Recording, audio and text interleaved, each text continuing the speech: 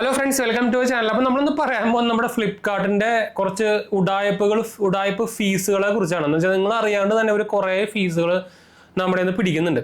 ഇപ്പോൾ compare to ആമസോണൊക്കെ നമ്മൾ വേറെ ഇ കൊമേഴ്സ് വെബ്സൈറ്റ് ഒക്കെ കമ്പയർ ചെയ്യുമ്പോൾ ഫ്ലിപ്കാർട്ടും അതുപോലെ തന്നെ മിന്ത്രയൊക്കെ ഇഷ്ടം പോലെ ഫീസുകൾ പിടിക്കുന്നുണ്ട്. ചുമ്മാ ഓരോന്ന് പറഞ്ഞ് ഫീസ് പിടിക്കുന്നത് നമ്മൾ എന്താ പറയുക, പണ്ട് SBI ഒക്കെ പിടിക്കാറുണ്ട് ഇതുപോലെ ഓരോന്നൊക്കെ പറഞ്ഞിട്ട് ഓരോ ഫീസുകളും കാര്യങ്ങളൊക്കെ പറഞ്ഞിട്ട് ചുമ്മാ ഓരോന്ന് പറഞ്ഞിട്ട് ഫീസൊക്കെ കുറെ പിടിക്കും.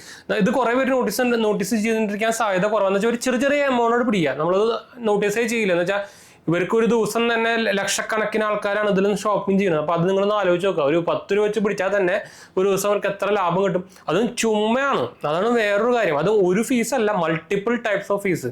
അപ്പോൾ നിങ്ങൾ ഫ്ലിപ്കാർട്ട് ഉപയോഗിക്കുന്ന ഒരാളാണെങ്കിൽ നിങ്ങൾ എന്തായാലും അറിഞ്ഞിരിക്കുക. എന്ന് വെച്ചാൽ ചുമ്മാ ഇവർക്ക് കാശ് കൊടുക്കേണ്ട ആവശ്യമില്ല. പറയുമ്പോൾ നമ്മുടെ ഓഫേഴ്സ് കൂടുതലും അതുപോലെ തന്നെ പ്രൊഡക്ട്സ് കൂടുതലൊക്കെ ഫ്ലിപ്കാർട്ടിൽ തന്നെയാണ്. എന്ന് വെച്ചാൽ കമ്പയർ ടു ആമസോണൊക്കെ കമ്പയർ ചെയ്യുമ്പോൾ നമുക്ക് പ്രൊഡക്ട്സുകൾ കൂടുതലൊക്കെ ഫ്ലിപ്കാർട്ടിലാണ്. അതുപോലെ തന്നെ ഓഫേഴ്സും കൂടുതൽ ഫ്ലിപ്കാർട്ടിൽ തന്നെയാണ്. പക്ഷേ ഏറ്റവും കൂടുതൽ ഉഡായിപ്പ് ചെയ്യുന്നത് ഫ്ലിപ്കാർട്ടാണ്. അതാണ് ഏറ്റവും അതും ഇന്ത്യൻ കമ്പനി ആയിട്ട് പോലും ഇന്ത്യക്കാരെ ഇതുപോലെ ഉഡായിപ്പ് ചെയ്ത് പറ്റിക്കുന്നത് അതൊരു മോശപ്പെട്ട പരിപാടിയാണല്ലോ.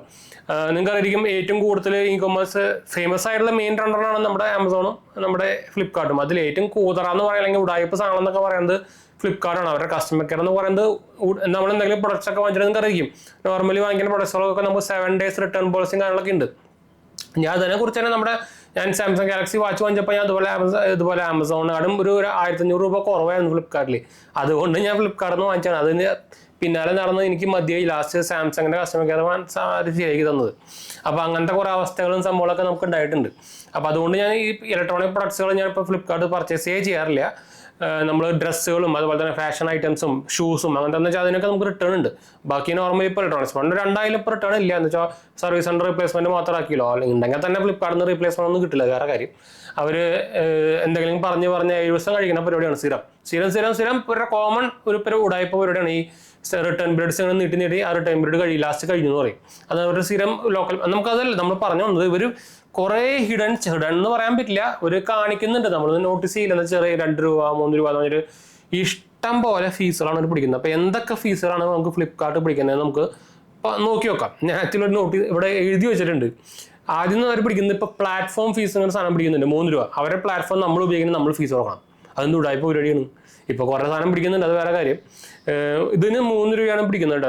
ഫ്ലിപ്കാർട്ട് പിടിക്കുന്നത് 3 രൂപയാണ്. അടുത്തതെന്ന് പറയുന്നത് ഡെലിവറി ഫീസ് പിടിക്കുന്നുണ്ട്. ഇപ്പോൾ ഡെലിവറി ഫീസ് എക്സ്പെഷ്യലി നമ്മുടെ എന്താ പറയുക, ഡിപ്പെൻഡ്സ് അപ്പോൺ സെല്ലർ. ചില 40 രൂപയ്ക്കാണ്. ഇപ്പോൾ നിങ്ങൾ പ്ലസ് മെമ്പറൊക്കെ അല്ലെങ്കിൽ നിങ്ങൾക്ക് ഒരു ചില 400-ന്റെ മുകളിലൊക്കെ അങ്ങനെ അത് ആമസോൺ പിടിക്കുന്നുണ്ട്, അത് വേറെ കാര്യം. അല്ലെങ്കിൽ നമുക്കൊരു ഫീസ് ഉണ്ടല്ലോ, ആ സാധനം പിടിക്കുന്നുണ്ട്. ഡിപ്പെൻഡ്സ് അപ്പോൺ സെല്ലറും അതിൻ്റെ അനുസരിച്ച് വേറെ ഫീസും പിടിക്കുന്നുണ്ട് ചില സ്ഥലത്ത്. അത് നോർമലി ഉള്ളതാണ്, അതിന് പോട്ടം വയ്ക്കാം. അടുത്തത് പാക്കേജിങ് ഫീ. ഇപ്പോൾ ഫോണൊക്കെ നിങ്ങൾ വാങ്ങിക്കാൻ നോക്കുന്നുണ്ടെങ്കിൽ നിങ്ങൾ കണ്ടായിരിക്കും പാക്കേജിങ് ഫീസാണ്.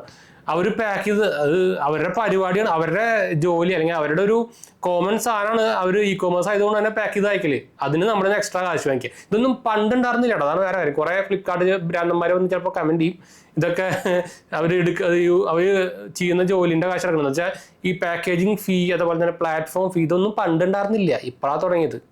അതാണ് ഞാൻ പറഞ്ഞു വന്നത്. അപ്പോൾ പാക്കേജിങ് ഫീസ് എടുക്കുന്നത് എസ്പെഷ്യലി നിങ്ങൾ ഫോണൊക്കെ വാങ്ങിക്കുമ്പോൾ അതിനുണ്ടായിരിക്കും പാക്കേജിങ് ഫീ 99 രൂപ സംതിങ് ഒരു പിടിക്കുന്നുണ്ട്. അതും മാത്രമല്ല, അത് കോമഡി ഫോണൊക്കെ വാങ്ങിക്കുമ്പോൾ ഓഫർ ഹാൻഡ്ലിംഗ് ഫീ എന്നൊരു സാധനം പിടിക്കുന്നുണ്ട്. പോലെ അതും 10 രൂപേൻ്റെ അടിയിൽ ആ റേഞ്ചിലൊക്കെ പിടിക്കുക. എല്ലാം ചെറിയ എമൗണ്ട് ആണ്. അതാണ് നോട്ടീസേ പോലും ചെയ്യില്ല. എന്ന് വെച്ചാൽ നമ്മൾ നോർമലി ടോട്ടൽ എമൗണ്ട് ആണല്ലോ നോക്കാറ്.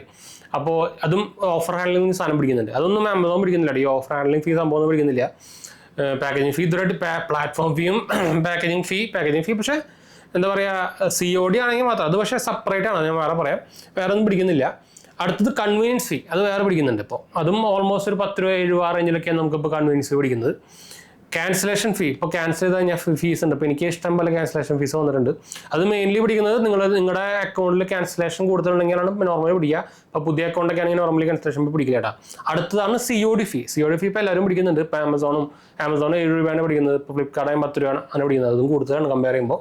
അപ്പോൾ അത് COD ആണെങ്കിൽ പിടിക്കും. അപ്പോൾ COD ഓർഡർ ചെയ്യുമ്പോൾ എന്ത് ഇഷ്യൂ എന്ന് വെച്ചാൽ നമ്മളത് ഒരു സാധനം റിട്ടേണബിൾ ആയിട്ടുള്ള ഐറ്റമാണ് നമ്മൾ COD ചെയ്യുന്നതെന്ന് വെച്ചാൽ റിട്ടേൺ ചെയ്യുമ്പോൾ ഈ COD ചാർജ് നമുക്ക് കിട്ടില്ല. അതൊരു ലാഭമാണ്. അപ്പോൾ ഇങ്ങനെ ഇഷ്ടം പോലെ ഹിഡൻ ചാർജുകൾ ആക്ച്വലി ഫ്ലിപ്കാർട്ട് പിടിക്കുന്നുണ്ട്.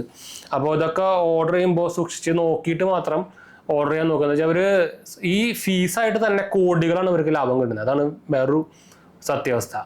അപ്പോൾ ഇത് ഞാൻ പറഞ്ഞല്ലോ ഇപ്പോൾ റീസെൻ്റ്ലി തുടങ്ങിയപ്പോൾ ഉടായ്പ പരിപാടിയാണ്. എന്ന് വെച്ചാൽ ഫ്ലിപ്കാർട്ട് ഓൾറെഡി ഉടായ്പകൾക്ക് ഭയങ്കര ഫേമസ് ആണല്ലോ. അപ്പോൾ ഇത് റീസെൻ്റ്ലി തുടങ്ങിയ ഒരു ഉടായ്പ പരിപാടിയാണ് ഈ ഫീസുകൾ. ഇതിപ്പോൾ എല്ലാവരും എടുത്ത് തുടങ്ങി. ഇപ്പോൾ റീചാർജുകൾക്ക് നമുക്കിപ്പോൾ UPI ആപ്സ് ഒക്കെ ഫീസ് എടുത്ത് തുടങ്ങിയിട്ടില്ലേ. അപ്പോൾ ഇതാണ് അവസ്ഥ. ഇപ്പോൾ എല്ലാവരും ഇന്ത്യക്കാരായിട്ട് ലൂട്ട് ചെയ്ത് പൊട്ടന്മാരാക്കിക്കൊണ്ടിരിക്കുകയെന്ന് പറഞ്ഞാൽ സത്യത്തിൽ പറയാമെന്ന് വെച്ചാൽ മെയിനായിട്ട് ഇവിടെ കൺസ്യൂമർ പ്രൊട്ടക്ഷനിലൊക്കെ ഭയങ്കര കൂതറയാണ്. അതാണ് മെയിൻ പ്രോബ്ലം. പിന്നെ ആൾക്കാർ ഇതിനെ കുറിച്ച് അവയറൊന്നുമല്ല. ഇപ്പം തന്നെ കൺസ്യൂമർ ലോൻ്റെ കയ്യിൽ ഫയലിംഗ് ചെയ്യുന്നതൊക്കെ ഭയങ്കര 2-3% ആൾക്കാർ കൺസ്യൂമർ കോർട്ടിൽ ഫയൽ ചെയ്യുന്നത്. അപ്പോൾ പുറത്ത് യൂറോപ്പിലൊക്കെ പോയിട്ട് യൂടാപ്പ് വരാണെങ്കിൽ ചവന്മാർ അടപ്പൂരും. ഇപ്പോൾ നമ്മുടെ സാംസങ്ങും ബാക്കി ആപ്പിളും OnePlus ഒക്കെ നമുക്കിപ്പോൾ display issue green line issue ഒക്കെ ഇല്ല. ഇതൊന്നും യൂറോപ്പിലില്ല. ഭയങ്കര കുറവെന്ന് പറഞ്ഞാൽ അത്രയും കുറവായിട്ടുണ്ടെങ്കിൽ തന്നെ അവരതിന് കോമ്പൻസേഷൻ സംഭവം ചെയ്തിട്ടുണ്ടായിരിക്കും. ഇവിടെ അതല്ല അവസ്ഥ. അവർക്ക് അതിൽ നിന്നും ലാഭം കിട്ടിക്കൊണ്ടിരിക്കുക. അപ്പോൾ അതാണ് ഇവിടുത്തെ പ്രോബ്ലം. അപ്പോൾ ഇത് കൺസ്യൂമർ പ്രൊട്ടക്ഷൻ ലോ ഇല്ലാത്തതിൻ്റെ ഒരു പ്രോബ്ലമാണ്. ലോ ഇല്ലാത്തതിന് മാത്രമല്ല, അതിനെക്കുറിച്ച് അറിവില്ലാത്തതിൻ്റെയും ആൾക്കാർക്ക് ഇതിനെക്കുറിച്ച് ഇതിനെതിരെ എങ്ങനെയാണ് നമ്മളിതിന് ഫോർവേഡ് പോവാത്തതിൻ്റെയും അങ്ങനെ കുറേ ഇഷ്യൂസ് ഉണ്ട്. ഇപ്പോൾ നിങ്ങളൊരു ആഡൊക്കെ ഉണ്ടായിരിക്കും, ജാഗരഹോ കൺസ്യൂമേഴ്സ് എന്നൊക്കെ പറഞ്ഞൊരു ആഡ്. ഇതൊക്കെ ചുമ്മാ ഒരു വെറുതെ ഇവിടുത്തെ ഗവൺമെൻറ് പരിപാടിയൊക്കെ അറിയാമല്ലോ, ചുമ്മാ നടത്തിന്ന് കാണിക്കാൻ വേണ്ടിയിട്ട്, ഇലക്ഷൻ്റെ സമയത്ത് വോട്ടിൻ്റെ സമയത്തൊക്കെ കാണിക്കാൻ വേണ്ടിയിട്ട് നടത്തുന്ന പരിപാടി, അല്ലാണ്ട് നമ്മുടെ പുറത്ത് നടത്തുന്ന പോലെ സംഭവമൊന്നുമല്ല. അപ്പോൾ അതാണ് അവസ്ഥ. അപ്പോൾ ഫ്ലിപ്കാർട്ടിൽ ആരെങ്കിലും പർച്ചേസ് ചെയ്യണമെങ്കിൽ സാധനങ്ങളൊക്കെ നോക്കിയിട്ട് ചെയ്യാൻ മറക്കണ്ട. പക്ഷെ ഒരു ഗുണം എന്താണെന്ന് അറിയാച്ചാൽ, ഒരു പ്ലസ് പോയിന്റ് വേണമെങ്കിൽ നമുക്ക് ഇതിൽ പറയാൻ പറ്റും. എന്ന് വെച്ചാൽ കമ്പാരിറ്റീവ്ലി ആമസോണിനെക്കാട്ടും ഇപ്പോൾ വേറെ ഏതെങ്കിലും ഇ-കോമേഴ്സ് ആയിട്ട് കമ്പയർ ചെയ്യുമ്പോൾ ഫ്ലിപ്കാർട്ടിൽ നമുക്ക് കുറച്ച് ഓഫേഴ്സും അതുപോലെ തന്നെ പ്രൈസ് കുറവുണ്ട്. അതൊരു പ്ലസ് പോയിന്റ് തന്നെയാണ്. പക്ഷെ അതിൽ കുറേ ഉടായ്പ സാധനങ്ങളൊക്കെ വരുന്നുണ്ട്, അത് വേറെ കാര്യം. എന്നാലും പ്രൈസ് കുറവിന് കമ്പാരിറ്റീവ്ലി കൂടുതൽ കിട്ടുന്നുണ്ട് ഫ്ലിപ്കാർട്ടിൽ. അതെന്ന് വെച്ച് നോക്കുമ്പോൾ ഈ പ്ലാറ്റ്ഫോമിൽ കൊടുക്കുമ്പോൾ നമുക്ക് മറ്റേൻ്റെ അത്ര നോർമൽ ചാർജിൻ്റെ അത്ര വരുന്നില്ല. അപ്പോൾ അങ്ങനെ നോക്കുമ്പോൾ കുറവാണ്. പക്ഷെ എന്നാലും ഇവർ ഇതിൽ കൂടെ ഈ സാധനം പറഞ്ഞിട്ട് ഇഷ്ടംപോലെ കാശ് ഉണ്ടാക്കുന്നുണ്ട്, അത് വേറെ കാര്യം. അതൊരു ഉടായ്പ തന്നെ വേണമെങ്കിൽ പറയാം. എന്ന് വെച്ചാൽ കുറേ പേരൊക്കെ ഫ്രോഡ് കാർഡ് അങ്ങനെ കുറേ എന്തൊക്കെ പേരാണ് ഇതിനെ പറയണത്. വെച്ചാൽ നിങ്ങൾ ജസ്റ്റ് ഫ്ലിപ്കാർട്ട് ഫ്രോഡ് എന്ന് യൂട്യൂബിലോ ഏതെങ്കിലും സോഷ്യൽ മീഡിയ അടിച്ച് പറഞ്ഞാൽ ഇടകടാ കൊട്ട കണക്കിനാണ് വരിക. അതും എല്ലാ മാസവും അപ്ഡേറ്റ് ആയിട്ടുള്ള സാധനങ്ങളൊക്കെ ഉണ്ട്. അത്ര അധികം ഉടായ്പാണെന്ന് അറിഞ്ഞാൽ. അതുകൊണ്ട് തന്നെ വരുന്ന ഇലക്ട്രോണിക് പ്രോഡക്ട്സ് ഞാൻ വാങ്ങിക്കൽ ഞാൻ പണ്ടേ വീഡിയോയിൽ പറയാറുണ്ട്. ഇലക്ട്രോണിക് പ്രോഡക്ട്സ് ഞാൻ ഒരു സാധനം വരെ ഒന്നും വാങ്ങിക്കാറില്ല. ഞാൻ വേണമെങ്കിൽ കാണിച്ചു തരാം. പക്ഷേ ഞാൻ ഡ്രസ്സുകളും അതുപോലെ തന്നെ ഷൂസ്, ഫാഷൻ ഐറ്റംസ് ഒക്കെ ഉണ്ടല്ലോ, റിട്ടേണബിൾ ഐറ്റംസ്, അങ്ങനത്തെ സാധനങ്ങളൊക്കെ ഫ്ലിപ്കാർട്ടിൽ നിന്ന് വാങ്ങിക്കാറുണ്ട്. നമുക്ക് അതിൽ ഓഫേഴ്സ് കൂടുതലുണ്ട് കമ്പയർ ചെയ്യുമ്പോൾ. ഇപ്പോൾ ഞാൻ റീസെൻ്റ്ലി ഒരു കാസിയോൻ്റെ വാച്ച് ഓർഡർ ചെയ്തിട്ടുണ്ടായിരുന്നു. ഞാൻ പക്ഷേ ഈ G-Shockൻ്റെ വാച്ചൊക്കെ വാങ്ങിച്ച് ഫ്ലിപ്കാർട്ടിൽ നിന്നാണ് കേട്ടോ. അത് എനിക്ക് തീരെ വിശ്വാസമില്ല, ഡ്യൂപ്ലിക്കേറ്റ് കിട്ടും. കാസിയോൻ്റെ നോർമൽ ഒരു ലേഡീസ് വാച്ച് പറഞ്ഞിട്ടുണ്ടായിരുന്നു. അതെന്തായാലും ഓപ്പൺ ബോക്സ് ഉണ്ട്, നോക്കാം. എന്തായാലും ഡ്യൂപ്ലിക്കേറ്റ് വരാൻ സാധ്യതയില്ല. എന്ന് വെച്ചാൽ എൻഡൈസർ മോഡലാണ്, ഈ ഒരു മോഡലാണ് കണ്ടോ. അപ്പോൾ ഇതിലൊക്കെ ഡ്യൂപ്ലിക്കേറ്റ് വരാൻ ചാൻസ് കുറവാണ്. ഈ G-Shockലേക്കാണ് നോർമലി ഡ്യൂപ്ലിക്കേറ്റ്സ് വരിക. അപ്പോൾ അതുകൊണ്ടാണ് ഞാൻ ഇത് ഭയങ്കര പ്രൈസ് ഡിഫറൻസിൽ വരുന്നുണ്ട്. ഓൾമോസ്റ്റ് ഒരു പകുതി 50% ഡിസ്കൗണ്ട് ഉണ്ട് ഫ്ലിപ്കാർട്ടിൽ. അതാണ് മെയിൻ ഇഷ്യൂസ്. അപ്പോൾ ഞാൻ എൻ്റെ ഈ ഫ്ലിപ്കാർട്ടിൻ്റെ ഹിസ്റ്ററി അല്ലെങ്കിൽ എന്താ പറയുക ഓർഡർ പേജൊക്കെ എടുത്തു കഴിഞ്ഞാൽ നോർമലി എൻ്റെ ഫാഷൻ ഐറ്റംസുകളും ഷൂസും അങ്ങനത്തെ സംഭവങ്ങളൊക്കെയാണ് നോർമലി എൻ്റെ കയ്യിൽ കാണാൻ പറ്റുള്ളൂ. ഞാൻ ഇലക്ട്രോണിക് ഐറ്റംസ് ഒന്നും ഇത് വാങ്ങിക്കാറില്ല. ഞാൻ പറഞ്ഞല്ലോ, ഇപ്പോൾ റീസെൻ്റ്ലി ഞാൻ നമ്മുടെ OnePlus 13R എടുത്തിട്ടുണ്ടായിരുന്നു. അപ്പോൾ അതെടുത്തപ്പോൾ അതിന് മുമ്പ് ഞാൻ ആക്ച്വലി ഓർഡർ ചെയ്തിട്ടുണ്ടായിരുന്നത് Motorola H50 സാധനമായിരുന്നു. ഉണ്ടോ ഡിസ്പ്ലേ വേണമെങ്കിൽ അല്ല അത് വേണമെങ്കിൽ കുറയ്ക്കാം.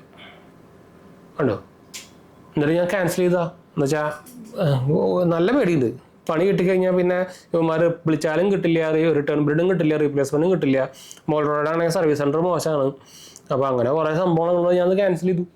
അല്ലാണ്ട് ഒരു വേറെ രക്ഷയില്ല. എന്ന് വെച്ചാൽ ഈ മോട്ടോറോള ഒന്നാമത് ആമസോണിലൊന്നും അവൈലബിൾ അല്ല.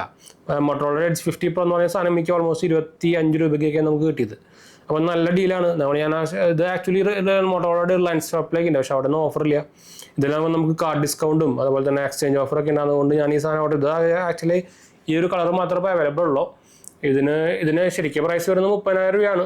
പക്ഷേ നമുക്കന്ന് ഡിസ്കൗണ്ടും ഈ എക്സ്ചേഞ്ച് വാല്യൊക്കെ ആയിട്ട് നമുക്ക് അത്യാവശ്യം കുറഞ്ഞ. പക്ഷേ അതിനായിട്ടും എനിക്ക് ബെസ്റ്റ് ഡീല് OnePlus 13R വാങ്ങിച്ചപ്പോൾ ആമസോണിൽ കിട്ടിയില്ല, അത് വേറെ കാര്യം. ഒരു 3-4 കൊല്ലം പഴയ ആമസോണിൻ്റെ M സീരീസ് ഫോൺ എനിക്ക് 8,000 rupees 9,000 rupees സാധനം എക്സ്ചേഞ്ച് വാല്യായിട്ട് കിട്ടി. അതൊരു കിടിലൻ ഡീല. ഞാൻ വാങ്ങിച്ചത് 13 അത് 4 കൊല്ലം മുമ്പേ. അത് അമ്മ യൂസ് ചെയ്യുന്നതാണെന്നാണ്. അപ്പോൾ അതും നോർമൽ M11 M13 അത് ഏതാണ്ടായിരുന്നു എനിക്ക്.